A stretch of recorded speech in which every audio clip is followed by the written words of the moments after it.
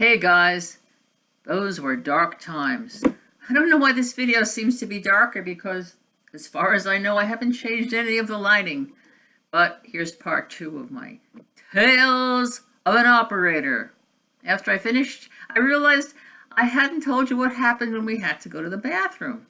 So, as I previously recounted, we were seated in pods of 8. We didn't really see each other. It was sort of like 8 phone booths set into a little circle. And we had a little sign. So if you had to go to the toilet, you took this little sign and you stuck it on top of the pod. So there were roaming managers that would come and relieve you so you could get relieved. Now, this was not good for women, but nevertheless, it was something we had to do. I also told you we had that 15-second rule. This made for incredible constipation, especially since during part of my 2-year tenure, I had no vehicle. So what I would have to do actually was in the morning after getting the kids off to school, whatever, take a cab to a bus, take a second bus, and then walk to the building. I don't know how I did it then, but you do what you have to do. At the time, my children were little. They were actually 5 and 10. So I would get home like 12:30, 1 o'clock. And my car didn't like to warm up at that hour, so I would invariably stall several blocks away at a red light. But again, one gets through it. I didn't come here to complain about that, though. I wanted to tell you about some other wonderful, wonderful practices that this phone company, the large one, the one that's known by letters, I worked for. So every year, for 4 hours, you could get time off for Christmas to shop. You got a 4-hour bank of time paid by them to go shopping. But of course, you would have to be working nights, holidays, whatever. Our busiest days were Mother's Day and New Year's. And you would have to literally be there all night because people would then be making their calls. I do remember that we got was it an actual glass of champagne New Year's Eve if we worked? And on Mother's Day, they gave us all flowers. Remember I told you we got 5 cents a piece. Actually, it worked out to about 5 cents a piece for those wonderful half hours of overtime after we'd worked these exhausted, continuous shifts during which we'd be talking to people. And then, of course, we had people who didn't speak English too well. So I had a few phrases, like por favor un momento, or pagar allá, or allí, meaning are you paying here or there? And I told you we had these lovely people who didn't understand you weren't supposed to hang up. We also had one caller named Michael. And he would look for operators and he'd say, "Can I be your dog?"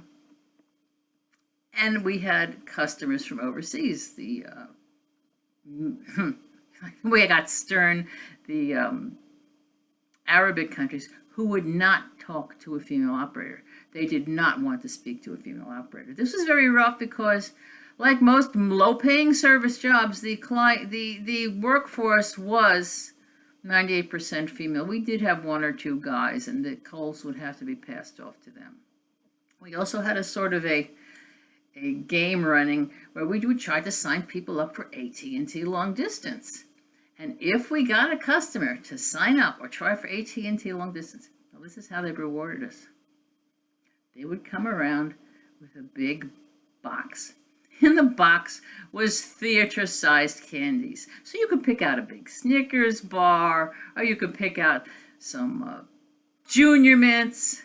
This is the sop they threw at us. I guess the vinegar-soaked sponges wouldn't have worked in the box. So we got rewarded with candy. There was one other good thing we could do, though. Besides, one thing we could do was we could actually read or knit. Since you had the headset on and you were looking at a screen, your hands are basically free most of the time. We did have to type in some stuff, but not a whole lot. So you could read catalogs, comic books, nothing heavy, but we were allowed to actually read or crochet while we did this. I guess like phone operators of old were allowed to do, so that was a nice thing. And our schedules, we were, I guess we were union. Were we union? I don't remember. I don't remember there being union dues, but I do remember we had a what they call federal campaign, where it was like a charity campaign where you could give so much to a charity every year. So I did that. They also had the blood donor people come. We have the Red Cross people come, and they go in the back where all the all the 1990s switching things were, like you see in these old movies. And there was a space where you could actually give blood. And if you gave blood, you got a tote bag. You had to go right back to work, but you got a tote bag. And like I said, we could work up to 10 days in a row without a day off, the scheduling being that way. We could also we're compelled to have like X number of hours between shifts. So there were some days when I would be working 10 days in a row. And by that time, I would be totally running out of clothes. I was working in the days. But those were the days, and as far as I know, those days no longer exist. So what did I think of my experience? It paid the bills. And then when I left, I did get about $1,000 worth of stock, which my husband used to fix a tooth. Yeah, I'm done for the day, I think. Enjoy your weekend. It's only Friday, early in the afternoon here, and I'll be talking to you when I think of something else stupid I've done over the past. Bye-bye.